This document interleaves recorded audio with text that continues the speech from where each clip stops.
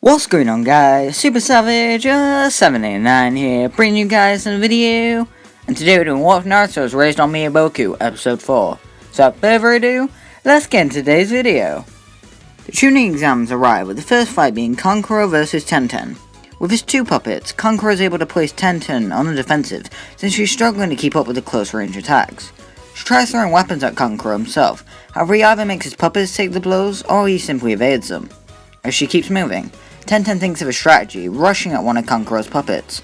It spouts a spike from its mouth, slashing her arm, which she ignores to execute her plan. She slams an explosive note on it, before leaping backwards, dodging the explosion, making the puppet go up in flames. Once getting her distance, she spots Kankuro call back his other puppet to its scroll, as he stands there with his arms crossed, a smug look over his face. She's currently poisoned, she won't remain conscious much longer. Tenten tries to call upon all of her strength, grabbing some ninja weapons, but drops them as she passes out due to the poison. The next fight between Shikamaru and Temari goes the same for the most part, with Shikamaru forfeiting due to a lack of chakra. The next fight is Rock Lee vs Sasuke, with Sasuke and Kakashi barely arriving on time for the fight to take place. Sasuke is smart. He knows Lee is quick and strong, so he activates his Sharingan to analyze his opponent's movements. He can keep up with weightless Lee somewhat, learning his moves, getting stronger as their fight goes on. Lee would activate the first gate, which shocks everyone since Lee never demonstrated the technique in this timeline. He gives Sasuke a bit more trouble, however the Uchiha is managing to hang in there. When Lee goes into the fourth gate, Sasuke is completely dominated by Lee, putting the beat down on him. Even with the Sharingan, it's hard to see Lee as nothing more than a blur to him, and he's beaten up quite harshly. In an out-of-character move, Sasuke begins to run away from Lee, running along the wall, with his hands scraping against it. Lee rushes at Sasuke, uses stuff like substitution jutsus and traps to keep Lee at bay, as he slowly makes his flesh crackle. When Lee catches up to Sasuke, the Uchiha turns around, landing the Chidori onto Lee's shoulder, piercing it, doing some damage, making Lee fall to the ground.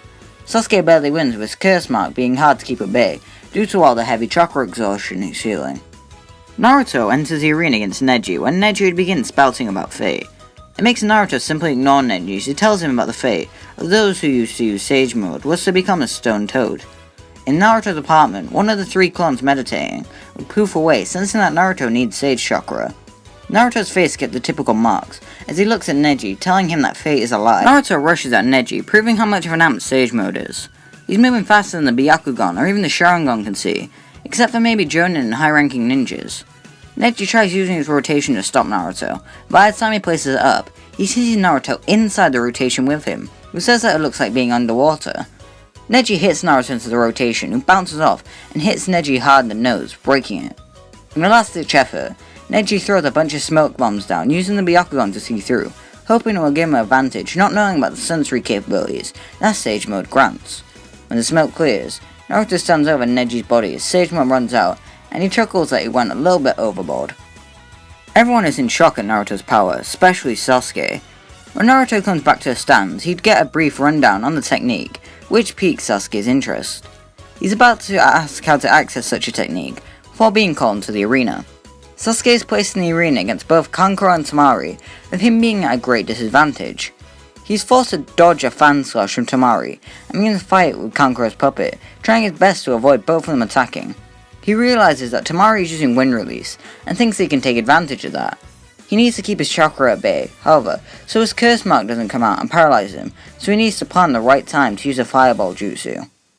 He uses the speed and taijutsu prowess he recently learned from Lee, and begins to do his best to beat down Kankuro's puppet without his Sharingan, having to use his own knowledge of combat to dodge the numerous weapons and tricks that the puppet holds. As he fights, he strategically knocks it closer and closer to Temari. He stands on top of the puppet, beginning to crush it, with Temari using a fan to slash at Sasuke. Simultaneously, Sasuke uses the fireball jutsu and the substitution jutsu, getting out of the way of the massive inferno that sweeps up both Kankuro's puppet and Temari. When the smoke clears, a badly damaged Temari lays in the broken pieces of Kankuro's puppet. Kankuro grabs a kunai ready to fight Sasuke off, before getting gut punched by the heavily fatigued Uchiha, making him collapse, giving Sasuke the win. Naruto enters the arena against the bloodlusted Gaara, who is much more desperate to kill since he hasn't had a fight the whole Chunin exams. Immediately, Gaara surrounds Naruto and San, ready to crush him, but Naruto breaks out again in Sage Mode. Knowing that Naruto is strong in that form, as well as the added bloodlust, Gaara surrounds himself with San, beginning to transform. Naruto's a bit confused before sensing the horrific, dark chakra that is the One Tails. He begins to punch the sand dome, chucking it around the air, leaving big dents in it that quickly regenerate. Using a powerful punch, Naruto dents through the sand and grabs Gaara, throwing him out in a partially transformed state. As everyone becomes confused, the invasion truly begins, with the Genjutsu knocking out those who were unprepared. Naruto and Gaara continue fighting, with Naruto using his strength to pick up Gaara and throw him out of the village, realizing that he's a Jinchuriki just like him. He drifts off with his Sage mode fading, making him use the final clone as he arrives at Gaara's location. Kiba, Sakura, Shikamaru and Sasuke all begin to pursue the Toad Boy and Sand Beast. They'd run into the Sound Ninja, with Shikamaru telling them that he'll play the sacrificial role. Kiba would refuse his notion, as would Sasuke, and they'd all prepare a trap, which would occur flawlessly, killing all the Sound Ninja, as Asuma arrives applauding their work. Together the five all continue moving to save Naruto and stop Gaara. Naruto begins dominating Gaara as he begins to slowly transform. To take Gaara down, Naruto tries to knock him out with a gut punch that proves futile, as his body falls out of Sage mode at the worst possible time. With a sinister grin, Gaara tries to clasp his claws around Naruto, before a bunch of insects rush in and carry him away. Due to the damage Sasuke has caused to Tenmari and Kankuro, they'd be with the medical corps, leaving Gaara alone, and Shino the opportunity to follow, without having to fight anyone. He brings Naruto backwards, who thanks Shino, not really knowing who he is, but knowing that he's seemingly a good guy and he's from the Leaf. Shino tells Naruto that he'll give him the opportunity, using beetle clones to distract Gaara. The half Tanuki would easily shut up the beetles and get some light wounds on the Aburame member, before a bunch of shadow clones rush in, saving Shino and carry him away. Not long after the clones begin fighting Gaara, a group of Leaf Shinobi arrive. Seeing Shino's wounds, Asuma orders Sakura to take him back to the medical corps, which she nods at, rushing off. Asuma tells everyone else to go with her, with Shikamaru being the only one who wants to, but Kiba forces him to stay in a comedic moment. With the clones holding him off, it gives them all a chance to come up with a strategy that quickly flies out the window, as Gaara transforms into Shukaku, and begins to destroy every single clone, laughing maniacally. Naruto gets an idea, telling everyone to get behind him. He uses a summoning jutsu, summoning Gamabunta onto the battlefield. Everyone leaps on as Naruto tells his chief the situation, asking him for his help, which he'd agree to. As Gamabunta fights, Shikamaru identifies that he has to wake up Gaara, which would break him out of the transformed state. He asks if anyone has any long-range jutsu that could either hit Gaara or transport one of them over to hit Gaara. At this, Naruto gets a cheeky grin over his face. He uses his Shadow Nero bullet, firing a water bullet at Gaara. Naruto's accuracy is off, however, since he's never fired one so far, and it merely hits Shukaku's eye, making the clone land next to his eye, placing an awkward smile on his face as he stares at the beast, before poofing away out of fear. In a very comedic moment, I think we can all imagine it. Sasuke tells Naruto that he's such a bad shot and that he always has been.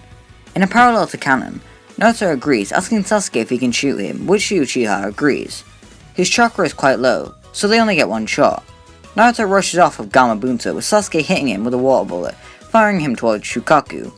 During the shot, the curse mark appears over Sasuke, making his body crumble, making the shot be a bit off, which everyone sees. As Naruto falls, he screams for his life until he hears a noise.